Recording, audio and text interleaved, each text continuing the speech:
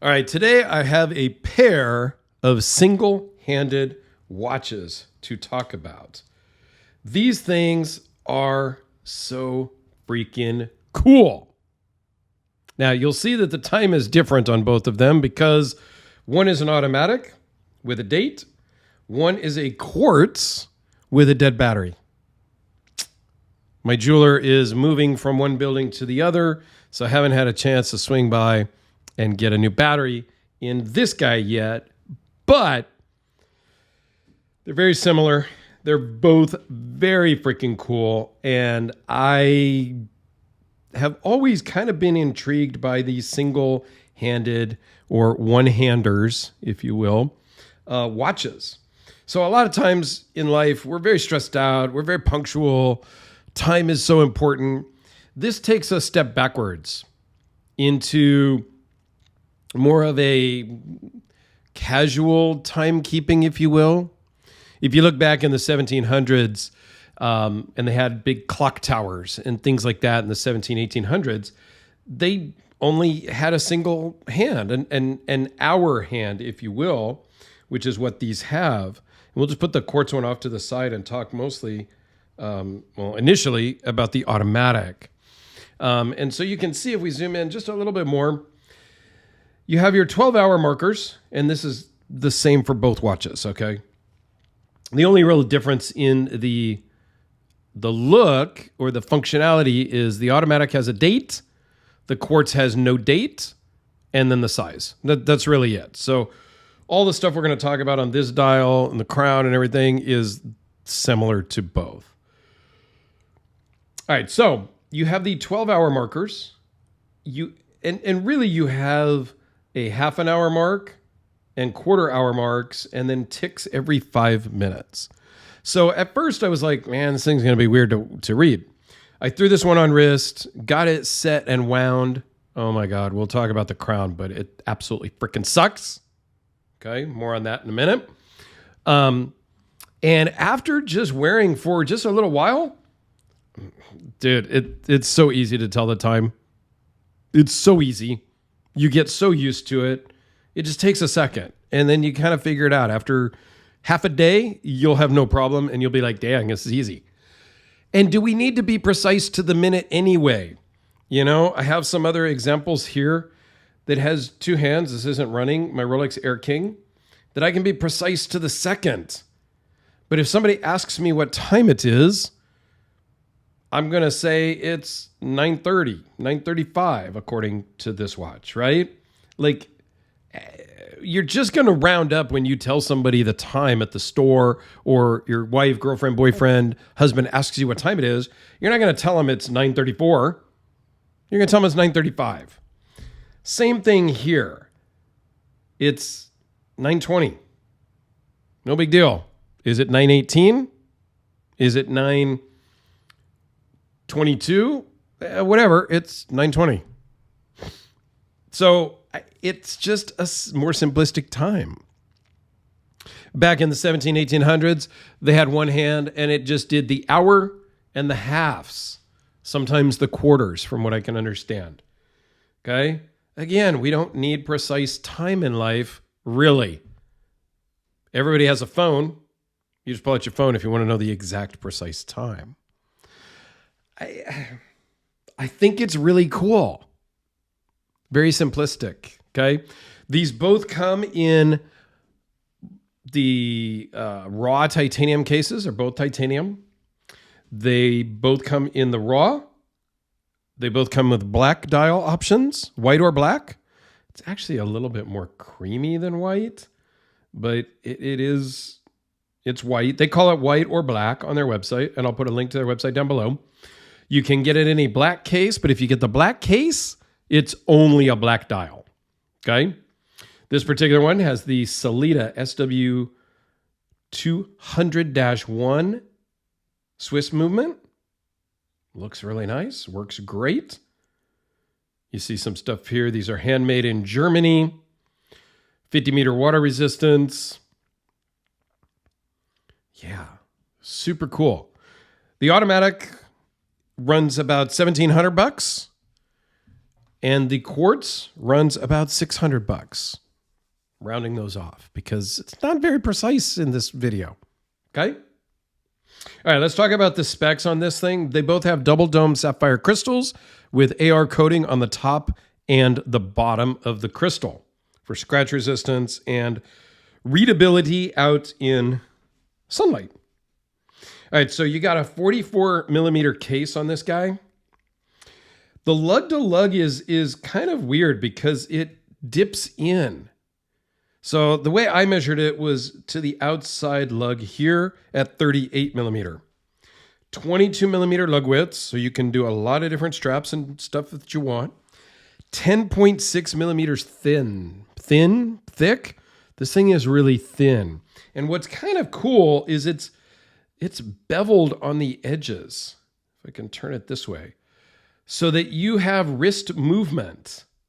Yeah, the crown's going to kind of dig into you maybe, depending, but it gives you breathability and the ability to maneuver your wrist. And I'll give you a wrist shot here in just a second. Okay. SW, got that. Weighs in at about 2.6 ounces. Again, I'm not a drug dealer. My freaking scale is in ounces. You guys can do the math. Again, we're not being super precise because it's a one-hander watch, right? Who cares? You get 38-hour power reserve on the automatic, and the crown comes in at 5.5 millimeters. The crown, access to this really sucks.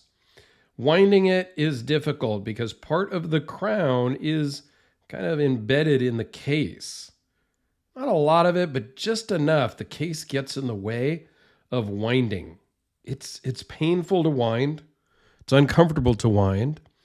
And so since I wound it up and got it going the first time I got this from Luck Knives, I pretty much have worn it every day for a bit because I don't want to have to wind it and set it again because it's that uncomfortable to me. This strap, I don't love because I have to make it kind of tight. It's a little tighter than I typically wear my watches. But if I put it on the next hole down, it's too floppy.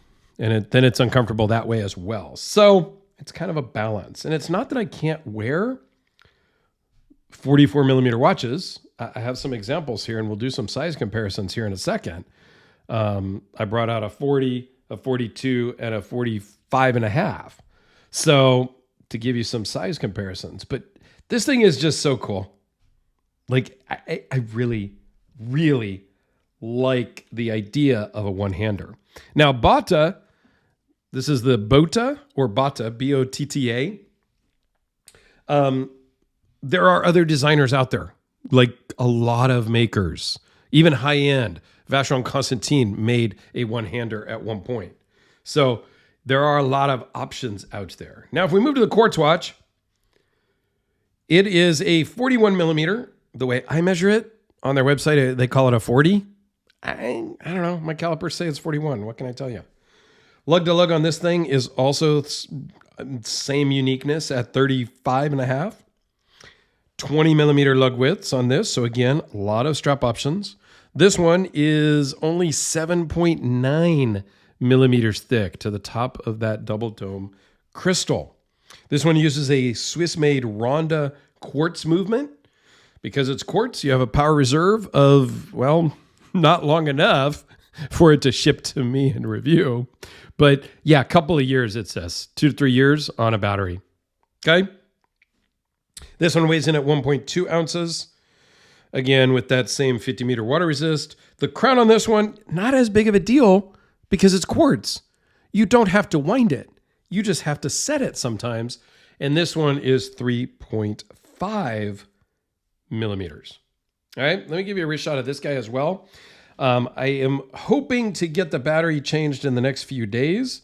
By the time you're watching this, I may have already had the battery changed because he is opening up again at the new site in a few days, and I will be over there, 1, to say congrats on the new site, and 2, get battery change. All right, so here we are at 41 millimeters. Don't love this strap either. I would have to maybe change straps, get a different strap. This is a Barton strap. I don't believe it's the one that came with it. Mike over at Luck Knives probably, no. I mean, he changed it. They don't come with a Barton strap. Okay. But I think these things are super, super cool. I would probably go with the 41 millimeter and just get a Quartz.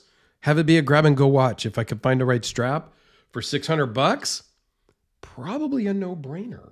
All right, so here it is next to a 40 millimeter. So the Rolex Air King that I wear all the time. It's one of my most worn watches, okay? Actually, can I do it like this somehow and get all of these in? And here it is with the 44, okay?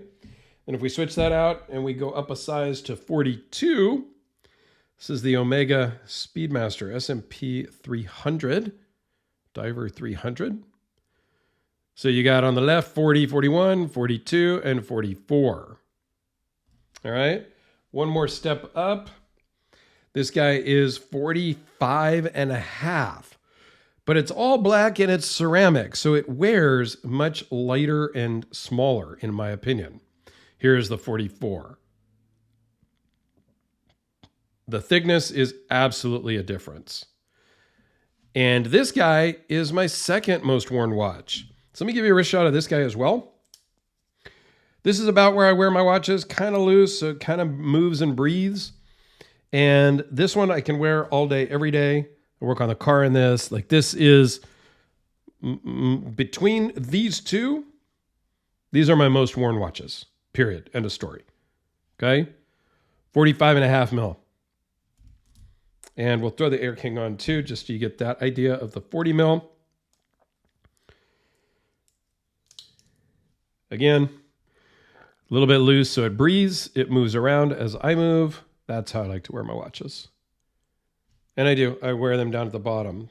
This one might have the dive expense. Yeah, there you go. Let me drop that down.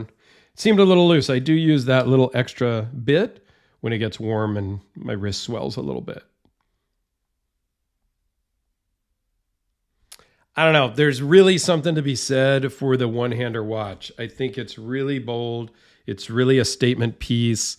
And yeah, I probably need to get one in my collection.